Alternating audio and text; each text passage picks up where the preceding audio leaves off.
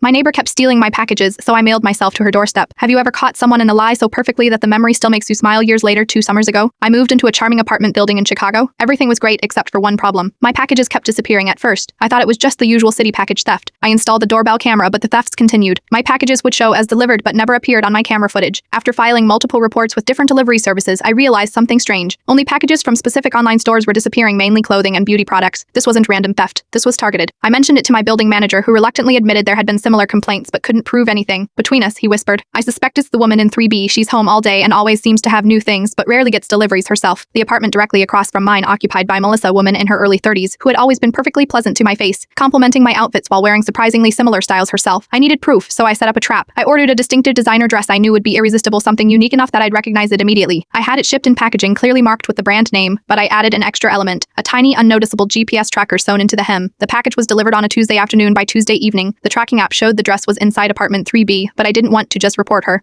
After months of frustration, I wanted her to know she'd been caught red-handed. That's when I had my ridiculous, possibly brilliant idea. I ordered an empty box large enough for me to fit inside, had my friend Mark help me punch air holes, and planned my delivery. On Saturday morning, when Melissa typically went to her yoga class, yes, I'd been observing her schedule, Mark delivered the giant box to her doorstep while I hid inside with my phone, the GPS tracker app, and undeniable evidence of her previous theft. The plan was simple. Once she brought the box inside, I'd wait a few minutes, then dramatically emerge and confront her with the evidence. What I didn't account for was Melissa skipping yoga that day. I sat in that box for 3 hours, texting updates to Mark, who was waiting in his car outside. Just as I was about to abort the mission, I heard her door open and felt the box being dragged inside her apartment. I gave it 2 minutes, then pushed open the top of the box and stood up. Melissa screamed. I mean, blood-curdling horror movie screamed. She was wearing my dress, the one with the GPS tracker, while surrounded by opened packages with my name and address clearly visible. Hi, Melissa, I said, stepping out of the box while filming with my phone. I see you got my deliveries. What followed was a bizarre mixture of denials, tears, and eventually a confession that she'd been stealing packages from multiple neighbors for over a year. She begged me not to call the police, saying it would ruin her career in fashion marketing. Fashion marketing, I repeated. You mean where you post Instagram photos wearing stolen clothes and pretend they're your style pics? Her silence confirmed everything. I didn't press charges, but I did show the video to our building manager. Melissa was evicted the following week. Before she left, she returned 3 boxes of my stolen items, most still with tags attached. The building installed package lockers the next month, and I became something of a local legend. My new neighbors still introduced me at building events as the girl who mailed herself to catch a thief. Sometimes the best way to handle a sticky situation isn't through confrontation or authorities, it's through creativity, patience, and being willing to spend 3 uncomfortable hours in a cardboard box for the perfect moment of justice. And yes, I kept the dress. It looks better on me anyway.